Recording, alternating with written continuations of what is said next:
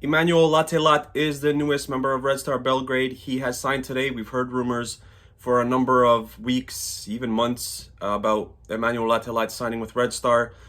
He was at St. Gallen on loan from Atalanta, so from the Serie A, where he had a really good season. 3.5 million euro fee, signed for 4 years. So 3.5 million without, I didn't look it up, but I'm pretty sure that's the most expensive transfer in Red Star history, if I'm not mistaken. I think before him was probably 2.5 or something along the lines of that.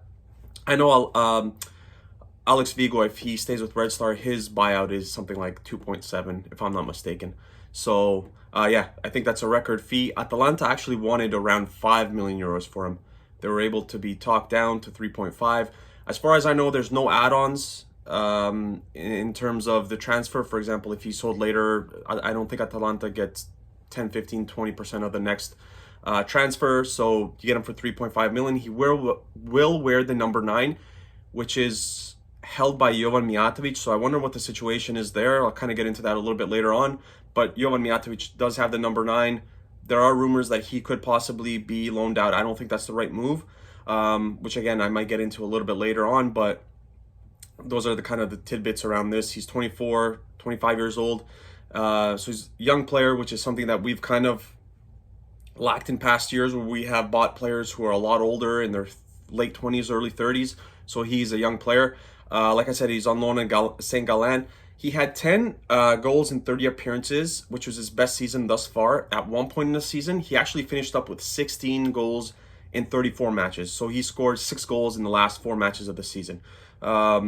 Which is obviously, a good thing, because I didn't think that 10 and 30 was that great. That's a goal every 3 matches. I don't think that's a great number. I think you want to be around the 2.5, a goal every 2.5 matches. I think that's kind of where you want to be if you're a striker.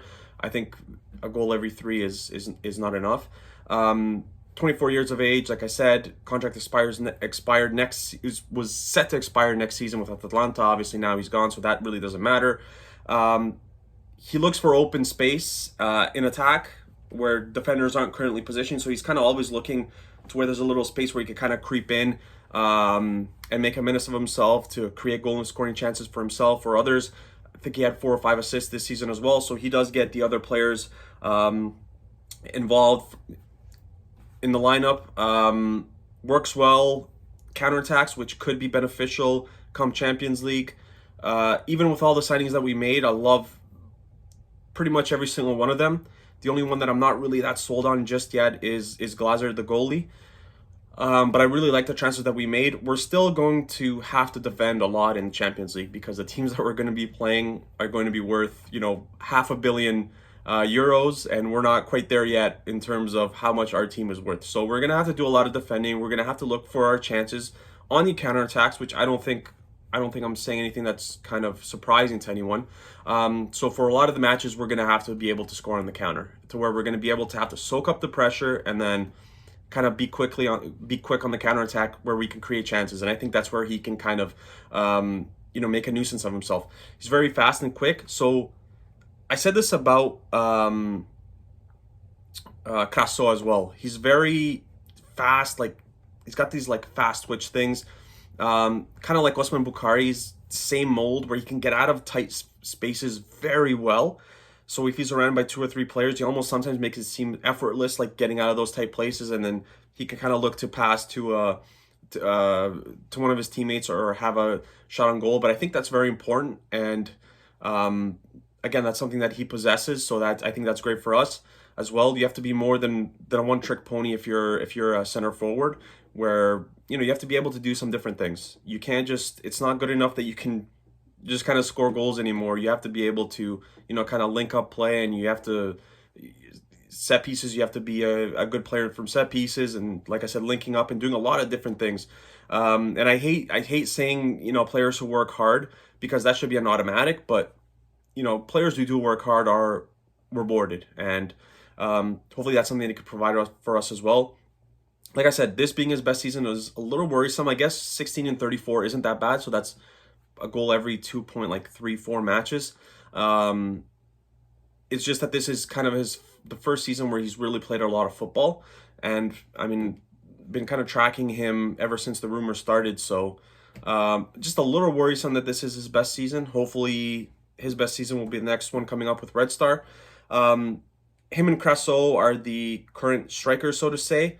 What happens with Jovan Mijatovic, like I had mentioned, I really don't know. I think he could go on loan. I think that's the wrong decision because Jovan Mijatovic was one of the better youngsters who has come out of our academy in a long time. I would not a long time, but 3 or 4 years.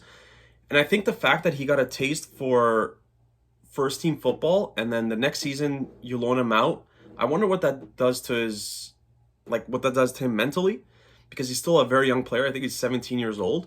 So the fact that he got, kind of a taste of the good life playing with the first team, scoring some goals, and then now you're going to kind of loan him out.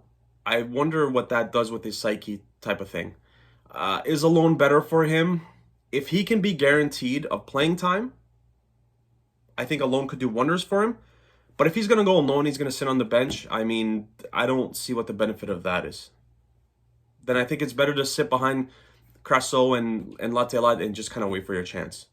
But apparently a lot of clubs are interested for him from the first year of Serbian football. Miloš Gordic, the fourth, I guess, goalkeeper, has been loaned out to IMT Beograd.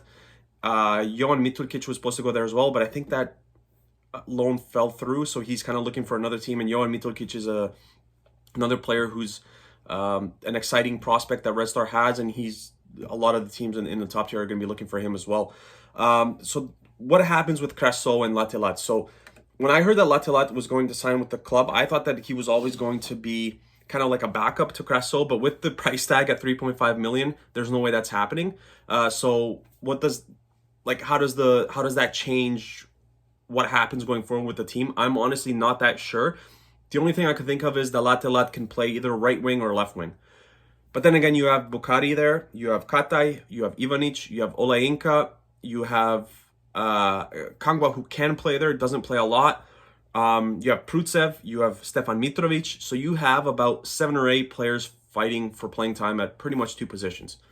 But I think Latte Lath is going to start. If you kind of field your best starting 11, I think he is going to start, and that price tag again tells me that he will. There's no way that the club bought a player for 3.5 million and you're going to bring him off the bench. I just don't think that makes any sense. So I think him and Crasso will play.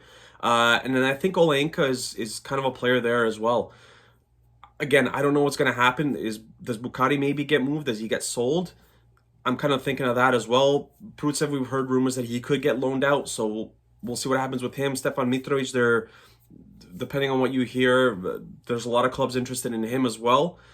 So we'll see what happens with that. But I think there's a cluster of players now. The only thing I would say that is good, healthy competition is excellent. And there's a lot of guys vying for 2 or 3 positions. So healthy competition is excellent. And now when you go into your bench in big matches, there should be no letdown. So when you could bring in players who can still produce off the bench, I think that's key for the team. I think that's something that we've struggled with for 3 or 4 seasons now. To kind of when we bring guys off the bench, it doesn't equal the same.